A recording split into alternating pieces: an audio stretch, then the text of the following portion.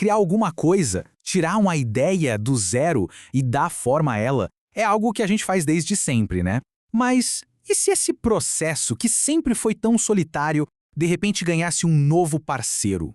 É sobre isso que vamos conversar hoje. Como a inteligência artificial está mudando não só as ferramentas, mas a alma do jeito que a gente cria. Por muito tempo, tecer era um gesto solitário. Essa frase é forte, né? Porque ela resume tudo. Criar, seja um texto, uma música, qualquer coisa, era no fundo um ato de isolamento. Era uma caminhada sozinho, onde a única coisa que existia era a sua visão contra o silêncio da página em branco. E olha, era um caminho difícil. A ideia podia até ver com tudo, mas para ela virar realidade, era preciso um esforço gigante, muita repetição e muito tempo. Dava aquela sensação de ter que atravessar tudo sozinha, sabe?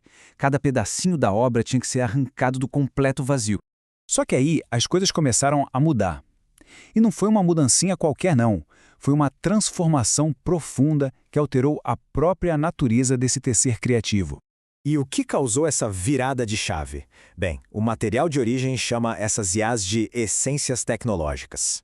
A sacada aqui é genial. Elas não são só ferramentas, tipo um pincel ou um martelo que ficam ali paradas esperando. Não, elas são parceiras, parceiras ativas. Elas respondem, elas continuam o pensamento, elas transformam a criação num diálogo. E com a chegada dessas essências, o fluxo de trabalho inteiro é reconfigurado. Mas não é só uma melhoria, entende? É uma equação criativa totalmente nova. Vamos ver como isso funciona na prática. Olha só que interessante isso aqui.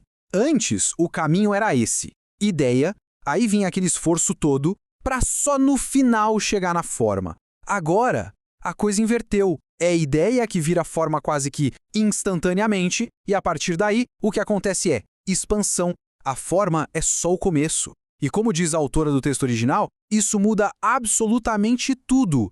E essa citação, nossa, ela descreve a sensação de um jeito perfeito. Sabe aquela frustração de ter uma ideia que fica batendo na cabeça, mas não sai do lugar? Então, parece que isso acabou.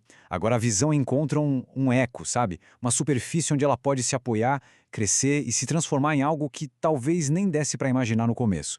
Ok, se o processo de fora mudou tanto assim, é claro que por dentro a coisa também muda. A identidade de quem cria, ela também se expande. Vamos entender um pouco melhor como essa autoria é afetada. E aqui que está o ponto mais curioso, talvez até um paradoxo. A gente podia pensar que colaborar com uma IA diminuiria o controle, né?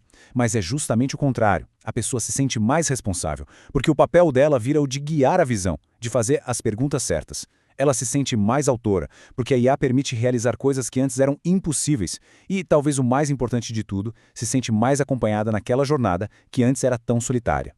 Isso tudo nos leva para o grande final dessa transformação.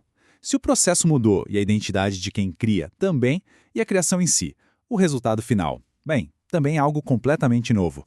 A grande percepção é que o objetivo não é mais só produzir obras. Sabe, coisas estáticas, fechadas, um livro que tem um ponto final, uma pintura que fica pronta na parede.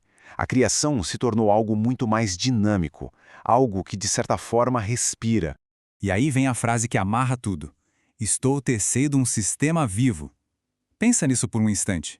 Não é mais um objeto finalizado. É um ecossistema de ideias, de imagens, de textos que se conectam, que crescem e que convidam outras pessoas a entrar. A criação, de repente, ganha vida própria. Então, no fim das contas, a gente entende que o ponto principal aqui não é só a velocidade ou a eficiência, a verdadeira mágica. O que realmente emociona é poder ver algo que só existia na imaginação ganhar forma e, mais importante, continuar a evoluir, a se desdobrar, mesmo depois de ter nascido. A criação se torna um processo contínuo e não um evento com um ponto final. E a gente termina com essa reflexão. Se o ato de criar deixa de ser aquele monólogo cheio de esforço e vira um diálogo que só se expande, as fronteiras do que a gente pode imaginar e construir, elas meio que se dissolvem, né? Que novas tramas, que novas realidades a gente vai poder tecer daqui para frente? A pergunta, bom, ela fica no ar.